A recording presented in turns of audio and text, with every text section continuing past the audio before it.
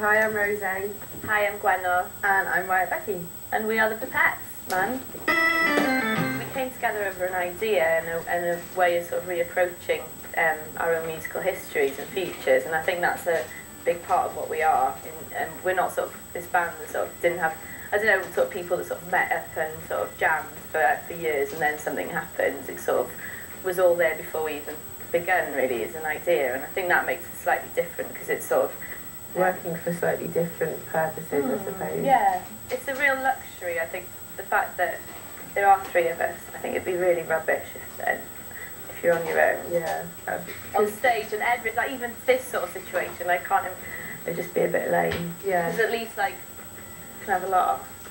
That's very true. Do you see how pleasing I was there? We can have fun. Yeah. We have such sort of different musical tastes and different ways we hear music. Between the seven of us. Yes, we've got 4 boys. Yeah, and you know, we're all sort of in this sort of creative process together, and I think, and we always say that we meet over a great pop song, and that's why we're all in the band together. So our individual influences kind of have all leaked subconsciously into what we've done. But I think it's kind of impossible to say, oh, that bit's so clearly this person, or because we've also kind of learnt from each other, I think, through being in this band. Like, we argue about music all the time, and I think that is like a really positive thing, sort of propels our ideas forward. And I think it would be a bit of a dangerous situation if all 7 of us were kind of locked into one mindset. Yeah, I mean, it's just 18 sort of pop songs, and we would always treat each song as a potential single. And actually, there's about 5 up there now, and we're doing pretty well because we're like, quite a small band, and we've only just recently signed some major labels. So I think the fact that we've got 5 singles off one album, we're a bit like Nelly Furtado or something in our own. Considering we do, as least like we do treat every song as a single, essentially. So we're kind of following that through. I hope that it's not going to be sort of 18 singles. Could be. Yeah. Oh God. There are certain songs that are better for different purposes.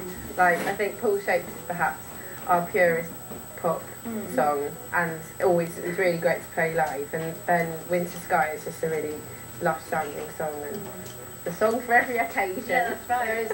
So I'm very mood. It's like, when you're cooking, what song do you think's your favourite for that point? Yeah, I quite like cooking to Judy, for example. Well, I quite like brushing my teeth to Your Kisses and Well, see? It works. It works. Yeah. Genius.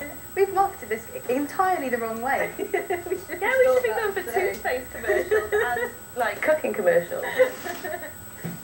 People always moan, oh, the songs are so short and you just kind of get into it, and it's like, yeah, that's because songs are too long, actually, rather than our songs aren't too short. Most songs are too long in our opinion, It's like, why have a lead guitar break? What's the point in that? They're kind of like sort of short, sharp statements more than anything. Yeah. We had a few more songs, but they've ended up as B-sides, and then some songs just haven't worked. For example, some songs won't work live, but they will work on the album, or they will work on a single, as a B-side or whatever. And it's been nice to be able to sort of use quite a few of them, really. And mostly be able to have 3 brand new songs for every single single. So considering you've got 5 singles, and then you've got the 3 B-sides, so that's kind of an extra 15 songs. So then when you consider 16 songs on the album, generally, we did have like a lot of songs before we made the record. By the time that we were, at the recording point, we'd been playing for sort of nearly 2 years. So we'd kind of accumulated a lot of songs, and we knew,